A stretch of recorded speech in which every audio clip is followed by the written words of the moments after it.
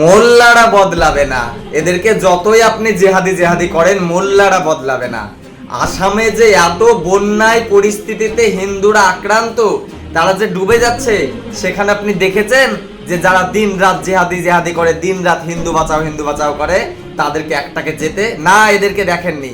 কিন্তু যে হোসেন মনসুরি আছে, সে কোনো ভাবে না, কোনো ধর্মের কথা ভাবে না, কোনো ধর্মের কথা ভাবে না। সে গিয়ে সেখানে বাড়ি বাড়ি পৌঁছে যাচ্ছে। হ্যাঁ, জলের উপর নৌকাতে করে নিয়ে ত্রাণ নিয়ে বাড়ি বাড়ি পৌঁছে যাচ্ছে। সে দেখেও না যে কে কোন ধর্মের। হ্যাঁ, এটাই হচ্ছে মোল্লা, এটাই হচ্ছে জেহাদি।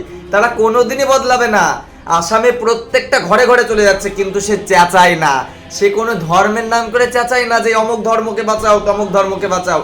সে কোনোদিন খিস্তি দেয় না যে আমি এই ধর্ম পালন করি, আমার ধর্মকে বড় করতে হলে অপর ধর্মকে খিস্তি দিতে হবে। এটা কোনো ধর্মের বৈশিষ্ট্য নয়। যে ভাবেন না যে এক ধর্মকে বড় করবো মানে আরেক ধর্মকে খিস্তি দেব, ওইভাবে ধর্ম পালন হয় না। নিজের ধর্মের সৌন্দর্য দেখে অন্য ধর্মের মানুষেরা এই ধর্মে চলে আসে। হ্যাঁ, এটা হচ্ছে ধর্মের সৌন্দর্য। কিন্তু কিছু কন্টেন্ট ক্রিয়েটার আছে, এরা তা করে না, নিজের ধর্মকে প্রচার করে অন্য ধর্মকে মানে খিস্তি দিয়ে চেঁচিয়ে। তারা যায় না সেখানে, তারা ওই ভিউ টিউ কামিয়ে নিচে লুটে ফুটে খায়, তারা যায় না।